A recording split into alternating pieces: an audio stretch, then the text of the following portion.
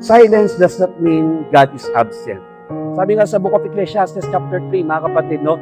May panahon para magsalita. May panahon para sa pananahimik. Sa oras ng kagipitan, minsan, mas okay ang manahimik lang. Kagaya ni Jesus, na natili siyang tahimik, hindi sumagot si Jesus sa mga paratang, hindi siya lumaban sa ingay ng mundo. Dahil alam niya, pagkatapos ito, ang Diyos ay tagumpay na. There are battles that needed to be silent. At sa iyong pananahimik, minsan tahimik din ang Diyos. Pero hindi ibig sabihin, mga kapatid, wala siyang ginagawa. God is moving in mysterious ways. Sinusolve niya na pala ang problema mo na hindi mo namamalayan.